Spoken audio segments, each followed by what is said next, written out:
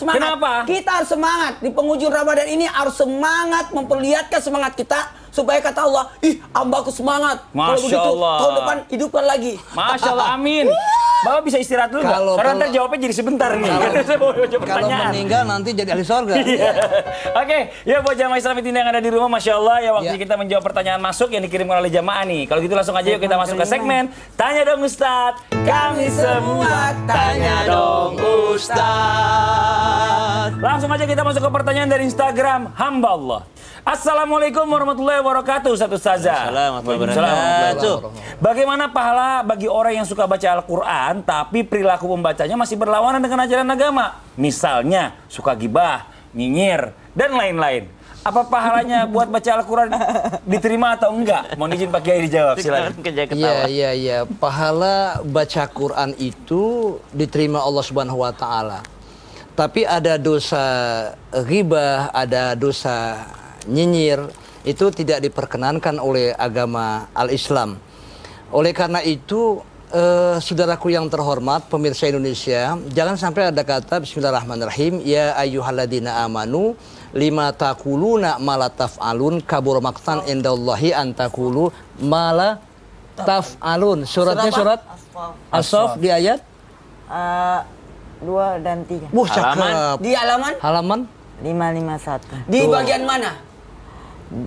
Di 3 ayat pertama. Allahu Akbar. Benar. Lima taquluna ma la taf'alun kabur maqtan indallah an taqulu ma la taf'alun. Jadi kenapa kamu kok pandai baca, pandai berucap, pandai memberikan petunjuk, pandai bicara, tapi tidak pandai mengerjakan? Maka dosa besar bagi mereka yang pandai berbicara, pandai membaca, tapi dia nggak mengerjakan. Makanya di situ ada dosa-dosa. Walaupun Allah berikan satu pahala buat orang yang membaca Al-Quran, tetapi sifatnya itu paradoksal. Jadi bertolak belakang. Nah, ini Kisam saya berkali-kali ngomong nih. Ini termasuk kalau orang wa qadhafa hadza wa safaqata. Jadi ada kata begini nih. Bismillahirrahmanirrahim. Orang atadruna mal muflis nih. Jadi kamu tahu nggak orang-orang yang muflis itu yang bagaimana? Orang yang bangkrut. Orang yang bangkrut, orang yang pailit. Itu sahabat mengatakan al-muflisu fina. Ya Rob, saya berulang kali ngomong di mana-mana nih. Al-muflisu fina mala dirhamalahu wala mata. Bahwa orang yang bangkrut itu, orang yang pailit itu, orang yang nggak punya harta, nggak punya banda. Tapi kata Nabi bukan itu yang dikatakan bangkrut. Nah, itu ternyata orang yang bangkrut ya'ti min yaumil qiyamati itu membawa pahala bisolatin, wasiamin, bawa pahala sholat, bawa pahala puasa, bawa pahala zakat, tapi waqad satama hadza wa qadhafa hadza. Dan juga bawa nyinyir orang, bawa fitnah orang, bawa ghibah kepada orang lain. Termasuk wa akala mal hadza wa daraba hadza wa safaka dama hadza. Masya Allah, dia makan harta orang lain, bahkan menumpahkan darah orang hingga mati, memukul orang lain. Nanti di hari kiamat nanti ini fayu'tu hadza min hasanatihi. Maka diberikan Allahu Akbar ya Rabb, kalau saya ngomong soal begini nih selalu. Maka diberikan kepada orang itu yang difitnah, yang dinyinyirkan itu diberikan tuh. Fayu'tu hadza min hasanati. Kebaikan dia diberikan kepada orang itu. Kalau kebaikan dia udah habis ya, wa ukhidza min khotoyahum, dan diambil keburukan dosa dia buat kita pikul. Nauzubillah. Itu yang kasihan ya. Iya, makanya tuh kalau ada orang bertamu nggak bisa dia sekeluarga besar di bawah semua. Waduh, habis ini kita nih makanan kita. Ya, itu jadi nggak boleh begitu tuh, nyinyir itu. Nauzubillah min zalik. Jadi kita dekat dengan Al-Qur'an dan juga berakhlak Al-Qur'an, harusnya gitu. Masya Allah, benar. Iya, jangan berbuat yang nggak baik. Terima Apalagi kasih selama Ramadan ini. Makasih banyak Pak Kiai. Kita masuk ke pertanyaan yang berikutnya dari Instagram Hamba Allah. Assalamualaikum Ustadz. Waalaikumsalam warahmatullahi wabarakatuh. Mohon disamarkan ya namanya ya. Alhamdulillah baik. Izin bertanya nih Ustadz, apa saat membaca Al-Quran harus selalu ada wudhu? Ya. Berarti kalau membaca Al-Quran di handphone juga harus memiliki wudhu dong. Ya. Mau izin Ustadz Maulana. Kata membaca berarti ada yang dipegang. Ya. Nah, kalau memegang Al-Quran harus ada wudhu. Kok 1 menit?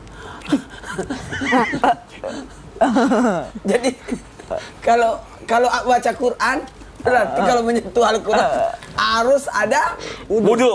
Karena memang dijelaskan dalam surah Al-Waqiah layam Masuhu ila mutahharun. apa? La yamassuhu illa mutahhar. Di mana itu?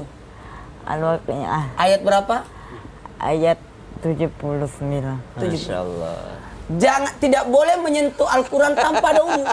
Betul. Tidak boleh. Jangan menyentuh. Dan kalau handphonenya dibuka aplikasi Qurannya itu, wah, Nggak punya ya? ada dong. Nggak keluar tadi. Nih, mana tadi ya? Aku Nih, nggak pernah di handphone. saya wakili Aku tuh. punya Quran. Nih contoh. Ada wudhu nggak? Aduh, wudhu alhamdulillah. Jadi harus ada wudhu pada saat membuka aplikasi Quran. Ustadz, gimana kalau tidak punya wudhu? Boleh membacanya tapi hafal. Gimana kalau berhadas? Ini hadas kecil, hadas besar. Kalau hadas kecil, maka Ustadz Najjar tinggal ketawa membaca tuh. aja. Masya Tapi Allah. kalau hadas besar, usahakan yang dihafal jadi zikir. Jadi zikir. Makasih banyak Ustadz Maulana atas jawabannya. Nah, buat jamaah Islam itu yang ada di rumah, waktu kita mendengarkan muhasabah, dilanjutkan doa, disampaikan guru kita Ustadz Syam. Tafadhol Ustadz Syam. Ghafarali Rabbi bita'limis sibyan al-Fatihah. Masya Allah. Ucapan seorang Imam Abu Mansur Al-Khayyat, seorang imam qiraat, ketika dimimpikan oleh santrinya, kata Imam Abu Mansur, Ghafarali Rabbi, Allah mengampuni dosa saya bita'limis sibyan al-Fatihah, disebabkan karena saya ngajarin anak kecil Al-Fatihah. Padahal beliau punya santri puluhan ribu. 70 diantaranya adalah seorang tunanetra, subhanallah, yang beliau kasih makan sendiri, beliau biayai sendiri. Kalau sekarang kita masuk pondok mungkin bayar, tapi Syekh Abu Mansur Al-Khayyat, Imam Abu Mansur, beliau yang membiayai para menghafal Al-Quran ini. Lalu beliau ternyata diridhoi sama Allah Subhanahu wa taala, diampuni dosanya disebabkan karena apa? Bita'limis sibyan Al-Fatihah, disebabkan karena ngajarin anak kecil Al-Fatihah. Para ayah bunda yang ada di rumah, mari jangan kita kehilangan kesempatan dengan Al-Quran. Mungkin kita bukan grandmaster dalam Al-Quran, tapi ayo curi pahala dengan mengajarkan Al-Fatihah kepada anak-anak kita. Ayo kita yang ngajarin basmalah terhadap anak-anak kita. Setiap mereka baca Al-Fatihah dalam sholatnya, maka orang tuanya pun akan mendapatkan pahalanya, subhanallah. Amin, Allah. Bismillahirrahmanirrahim. Alhamdulillahi Rabbil Alamin. Amin. Allahumma salli ala Sayyidina Muhammadin Nabiyil Ummi wa ala alihi wa sahbihi wa sallim. Allahumma arhamna bil Quran waj'alhu lana imaman wa nuran wa hudan wa shifaan wa rahmah. Allahumma dhakkirna minhu ma nussina wa 'allimna minhu ma jahilna Amin, ya warzuqna tilawatahu ana al-laili wa atraf an-nahar Amin, ya waj'alhu lana hujjah la hujjatan 'alaina ya dzal jalali wal ikram. Amin. Wa sallallahu ala sayyidina Muhammad walhamdulillahi rabbil alamin. Amin, amin ya rabbal alamin. Masya Allah, alhamdulillah. Demikianlah perjumpaan kita hari ini. Semoga bermanfaat. Sekali lagi mohon maaf atas segala kekurangan. Wabillahi taufiq wal hidayah. Wassalamualaikum warahmatullahi wabarakatuh. Assalamualaikum warahmatullahi wabarakatuh. bil Qur'an